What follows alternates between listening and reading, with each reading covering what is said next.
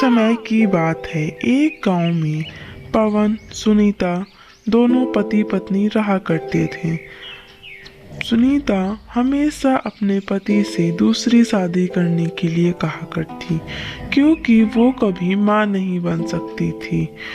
वो चाहती थी कि उसका पति दूसरा शादी कर ले और उसे एक बेटा हो। सुनो जी, आप दूसरी शादी क्यों नहीं कर लेते?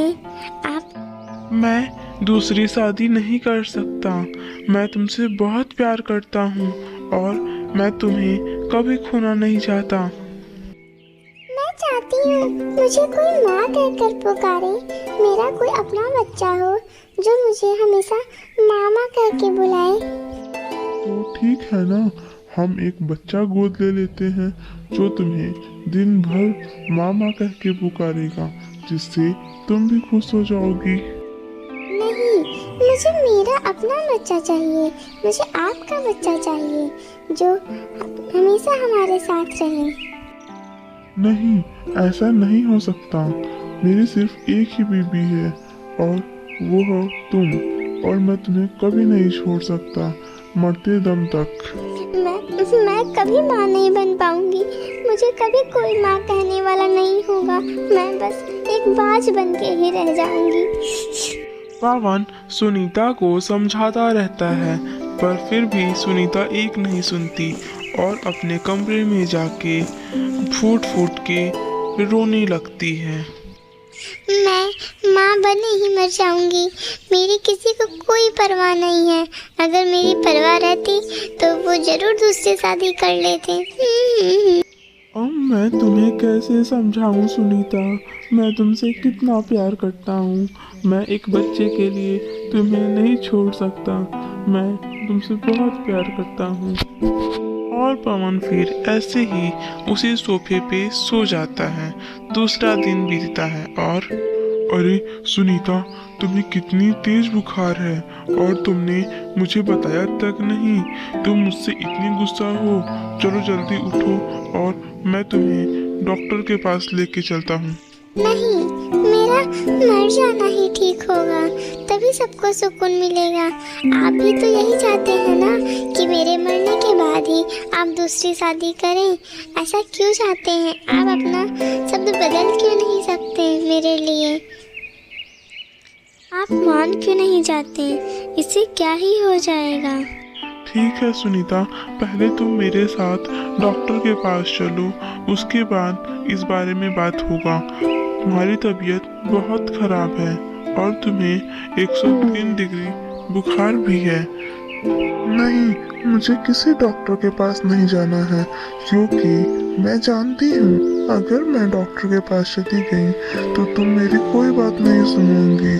और तुम मुझसे वादा करो कि अगर मैं डॉक्टर के पास जाती हूँ तो तुम मेरी हर बात मानोगे। ठीक है बाबा, जैसा तुम बोलोगी मैं वैसा करूँगा।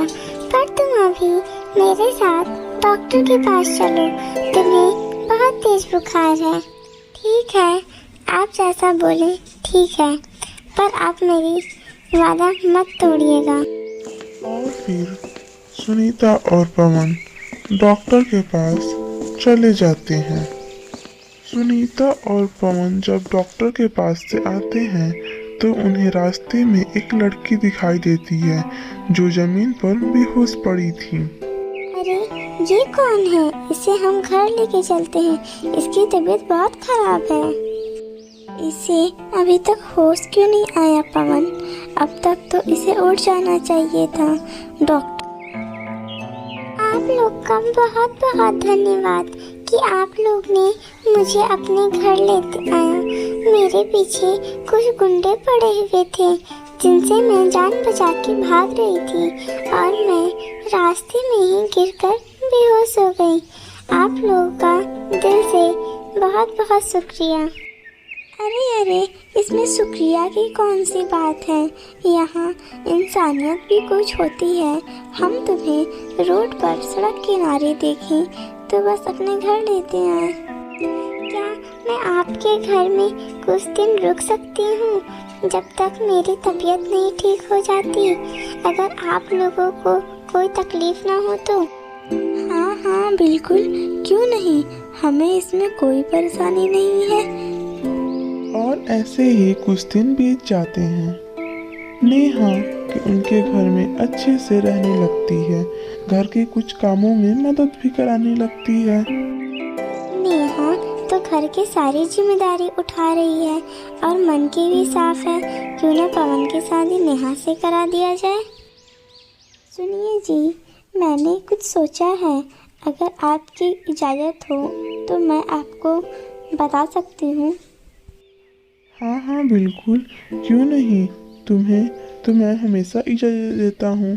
तुम आज इतनी अलग क्यों व्यवहार कर रही हो, जैसे कोई बड़ी बात हो। आपको नेहा से शादी करनी होगी, क्योंकि नेहा एक बहुत अच्छी लड़की है। कहीं तुम्हारा दिमाग तो नहीं खराब हो गया है सुमिता? तुम आज कैसी पागलों जैसी बात कर रही हो? नेहा को तो हमने कुछ दिन पहले ही घर लाया था। मैं ठान चुकी हूँ और आपको भी ये बात मानना होगा। सुनिए जी, आप ऐसे क्यों जा रहे हैं? मैं आपकी शादी करा के रहूँगी, मुझे बच्चा चाहिए तो चाहिए। और फिर कुछ दिन बाद सुनीता पवन की शादी नेहा से करा ही देती है।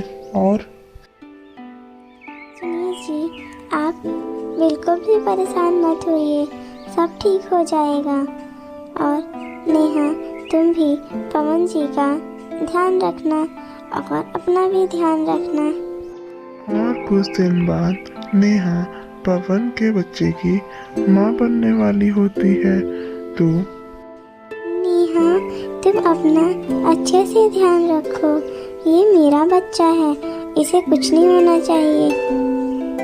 हाँ सुनीता दी, आप बिल्कुल भी चिंता मत करिए, मैं इसे बिल्कुल भी परेशानी नहीं होने दूंगी। आप बिल्कुल भी चिंता मत करिए और मैं यहाँ से चली भी जाऊंगी। ऐसे ही कुछ दिन बीत जाते हैं और एक दिन कितना मजा आया इन इंसानों को बेवकूफ बनाने में। मुझे तो सिर्फ एक इंसान का बच्चा चाहिए था ताकि मेरी शक्तियाँ बढ़ सकें और मैं इस चुड़ैल में रानी बन सकूं, इस दुनिया पे अपना कब्जा कर सकूं।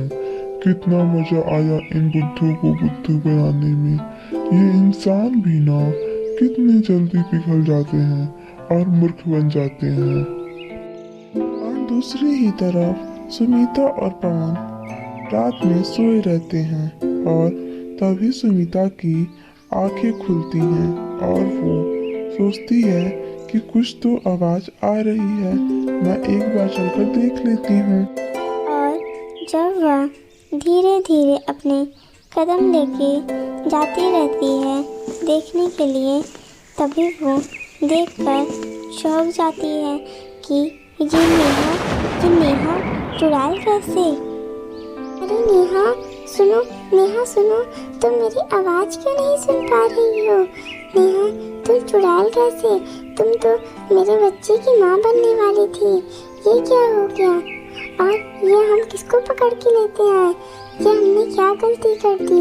मुझे तो कुछ समझ ही नहीं आ रहा है, ये मैं क्या देख रही हूँ? अरे पवन जी, ये हम क्या देख रहे हैं? ये तो नेहा है और ये चुड़ैल है। अब हम क्या करेंगे? इसके पेट में तो हमारा बच्चा है, हमें कुछ समझ नहीं आ रहा है। अब इससे हम कैसे लड़ेंगे और अपना बच्चा अपने पास कैसे बुलाएंगे? हमें कुछ समझ नहीं आ रहा है।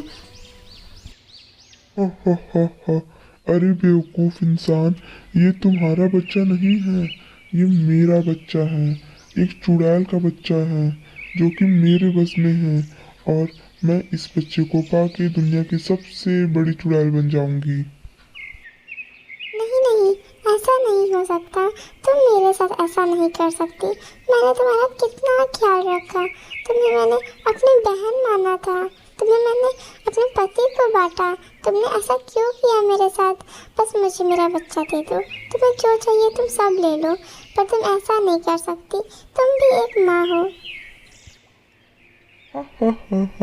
ऐसा नहीं होता कुछ भी, मैं सिर्फ एक चुड़ैल हूँ, शक्तिशाली चुड़ैल। अब कुछ नहीं हो सकता।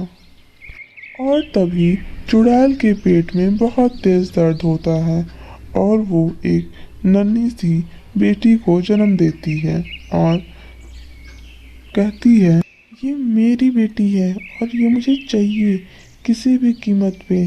तुम इसे कुछ देर के लिए देख लो और मुझे वापस कर दो। नहीं, ये मेरी बेटी है, ये मेरे साथ रहना चाहती है, ये कितनी खुश है मेरे साथ। प्लीज़ इसे अपने साथ मत लेके जाओ, तुम एक चुड़ैल हो, तुम समझो। नहीं, ये मेरी बेटी है और मैं इसको अपने साथ लेके जाऊंगी और तुम कुछ नहीं कर सकती।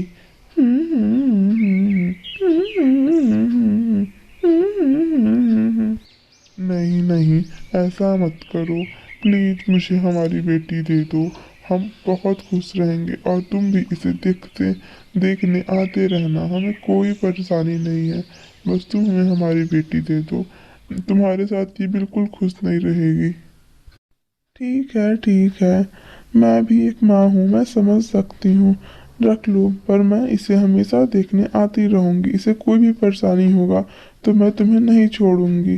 थैंक्स फॉर वॉचिंग दोस्तों, वीडियो चलो लाइक करना दोस्तों।